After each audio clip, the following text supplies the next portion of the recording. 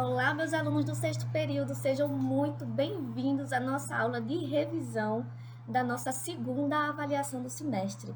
Está acabando, né? Então vamos lá, que vocês precisam gabaritar essa prova para poder seguir adiante e ano que vem já está no sétimo período, né não?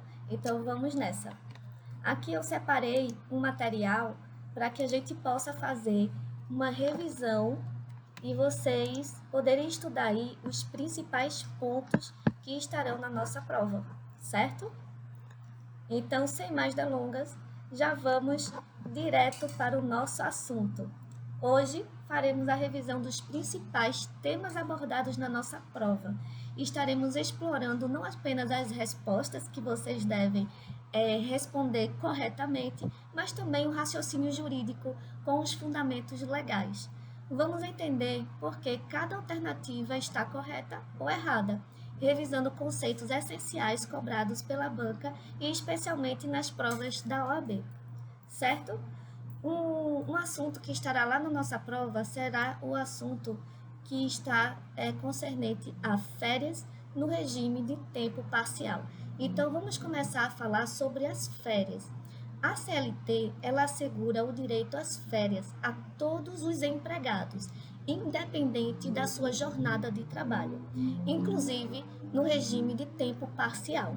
O empregado que trabalha em jornada parcial, ele tem direito às férias proporcionais, conforme o artigo 130-A da CLT, mais o adicional de 1/3, que é garantido constitucionalmente, previsto no artigo 7º, inciso 7 da Constituição Federal. Tá certo? Então, por isso que é extremamente importante vocês terem esses artigos em mente na hora que for responder a sua prova. Outro ponto importante é concernente ao grupo econômico e vínculo familiar. No direito do trabalho, o grupo econômico não se caracteriza apenas pela identidade de sócios ou parentesco, certo? O artigo 2º, parágrafo 2º e 3º da CLT, ele determina que é necessário haver em uma empresa para ter união de sócios, direção, controle, administração ou atuação conjunta entre as empresas e os seus sócios, ok? Então, tenham isso em mente. Relação de parentesco, relação familiar não é suficiente para determinar que algumas pessoas elas integram um grupo societário de uma determinada empresa e que elas possam ser atingidas em um processo trabalhista, certo? Regime de teletrabalho para estagiários. E aí, o que é que vocês me dizem? Vamos falar sobre eles, os estagiários, que está lá na lei 11.788 de 2008, chamada Lei dos Estagiários. Essa modalidade ela não proíbe a modalidade de teletrabalho, certo? Desde que seja mantida a supervisão e a compatibilidade com os objetivos educacionais daquele estagiário. Afinal de contas, o estágio é uma fase de trabalho que aquele profissional está ali para desempenhar as suas funções, mas principalmente para aprender a sua função e a sua futura profissão, certo? No contrato de trabalho também, vocês vão identificar lá na prova o contrato de trabalho temporário e a chamada cláusula de reserva. Onde é que a gente encontra esse tema? Na Lei 6.019, de 74. E o que é que fala? É nula cláusula que proíbe a empresa tomadora de contratar o trabalhador após o término do contrato de trabalho, pois viola o princípio da liberdade da contratação. É nulo de pleno direito, certo? Então, sempre deem aí uma olhada nesse ponto e nessa questão de cláusula de reserva dentro dos trabalhos temporários, tá bom? Candidatura de políticos e suspensão do contrato de trabalho, Será que essa possibilidade é possível? Veja só, o empregado seletista da iniciativa privada, aquele que está regido pela CLT, que tenta ali, por exemplo, se candidatar a algum tipo de cargo político, veja bem, ele não tem direito à suspensão ou interrupção automática do seu contrato de trabalho, pois essa situação ela não está prevista na CLT. E a legislação eleitoral, ela também não prevê esse direito, certo? Existem aí algumas exceções que estão vinculadas a situações específicas de servidores públicos. O empregado doméstico, a gente já sabe que ele presta serviços a uma família em ambiente residencial não lucrativo. O seu regime de trabalho e a sua força de trabalho naquela residência, ela não tem finalidade lucrativa para aquela família. Então, o empregado doméstico, ele tem essas características.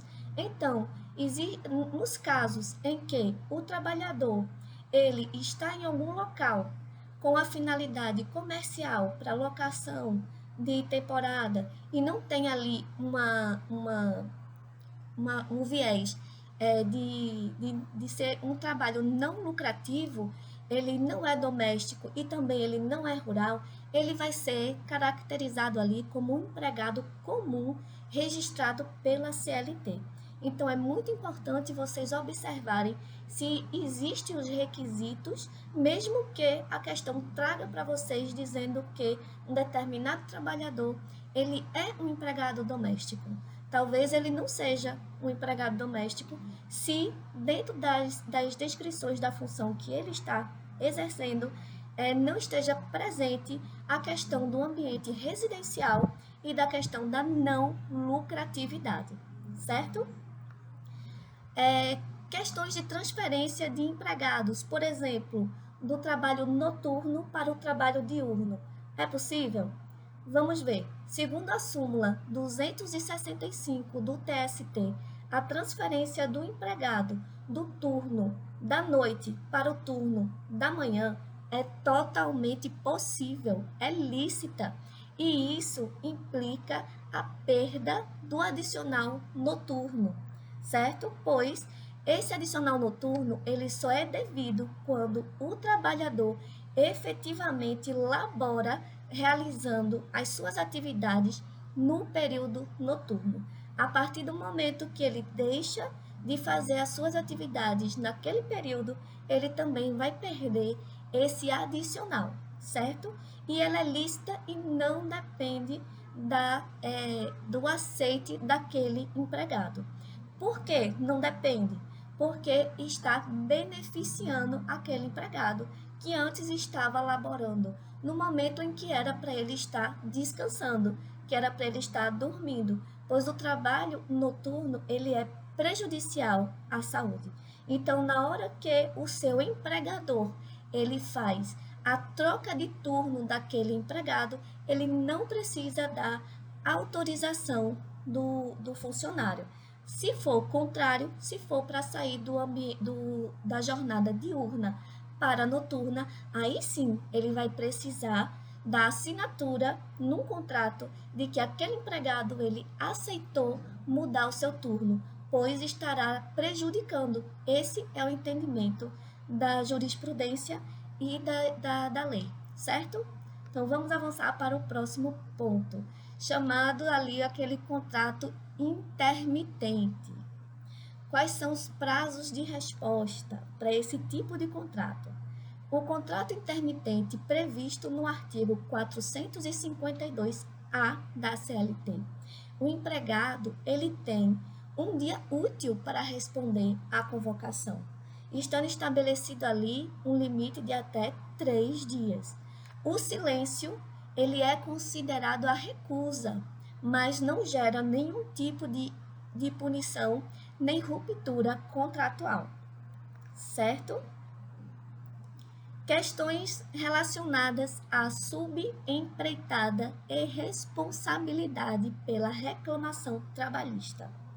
No caso de subempreitada, está lá previsto no artigo 455 da CLT, o que determina que o empregador direto é o responsável principal, mas o empreiteiro principal responde de forma subsidiária, podendo ser incluído no polo passivo de uma determinada ação trabalhista. E a depender da situação, lembre-se que ele pode sair dessa responsabilidade subsidiária, que é a regra geral, para uma responsabilidade solidária, se por acaso estiver ali previsto todos os requisitos de um empregado previsto na CLT. Se, por exemplo, o empreiteiro ele requer a pessoalidade daquele empregado, então aí já está presente um dos requisitos e a solidariedade ela pode passar a ser solidária. A responsabilidade ela pode passar a ser solidária ao invés de subsidiária. Então prestem bastante atenção no texto que está sendo solicitado, tá certo? Para análise jurídica de cada um. E por fim, vai estar presente também na nossa prova questões sobre titularidade das invenções do empregado durante o seu trabalho.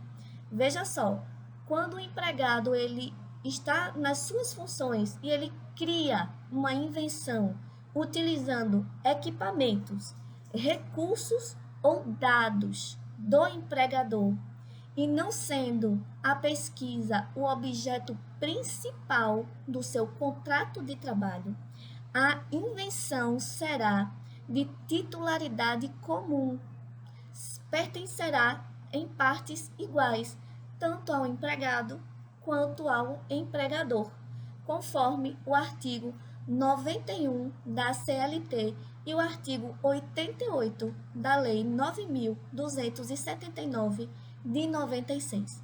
Então, vejam aí as questões a quem pertence as invenções criadas pelo empregado, dando mais atenção a essa questão das partes iguais, sobre a invenção, sobre a utilização dos equipamentos, recursos e dados fornecidos pelo empregador.